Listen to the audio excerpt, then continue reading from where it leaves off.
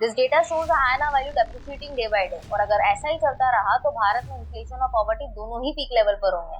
और इसीलिए for normalise the value of Indian rupees in global market Bharat सरकार कई सारे स्टेप्स ले रही है। पर कभी सोचा है हमेशा रुपये की ही वैल्यू क्यों गिरती है, मतलब यूएस डॉलर्स की क्यों नहीं? इसका मेजोरिटी रीजन है कि India is a trade deficit country. Trade deficit मतलब हमारे यहाँ इम्पोर्ट कई ज्यादा होता है कंपेयर टू एक्सपोर्ट, और एक्सपोर्ट ज्यादा होना हर देश के लिए जरूरी है अपने इकोनॉमिक कंडीशन को मेंटेन करने के लिए। क्योंकि प्रोडक्शन हमारे देश में होगा तो महंगाई ऑब्वियसली कम होगी, और फैक्ट्रीज के लिए लेबर डिमांड विल इंक्रीज, तो एम्प्लॉयमेंट बढ़ेगा। That's why Indian government takes various export promotion initiatives.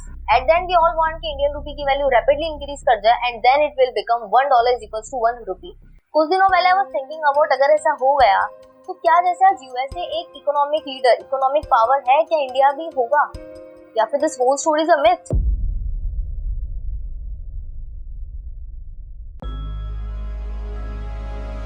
It's obviously hypothetical case, but अगर ऐसा हो गया तो whole nation will be destroyed. Production खत्म हो जाएगा और हम और गरीब हो जाएंगे।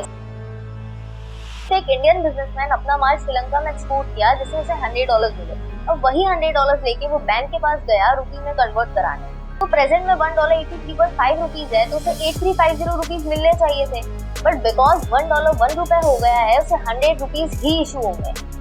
मतलब 8250 रुपीज का लॉस, अप्रॉक्स 98.5% का लॉस। वहीं अगर हम इंपोर्ट की तरफ नजर मारे, सो लेट्स कंसीडर हम श्रीलंका से इंपोर्ट करवाते हैं और नीड है $100, तो वही बिजनेसमैन 100 रुपीज दे के $100 ले लेगा, मतलब 98.5% का प्रॉफिट।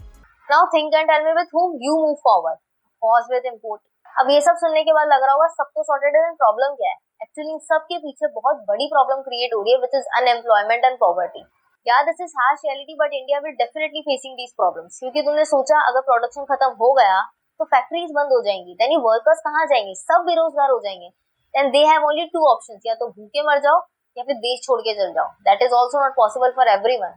अब हमें $1 से कितना भी प्रॉफिट हो जाए, भारतीयों की ये कंडीशन देख के सब कुछ बेकार लगता है। That's why experts says India needs a weaker exchange rate.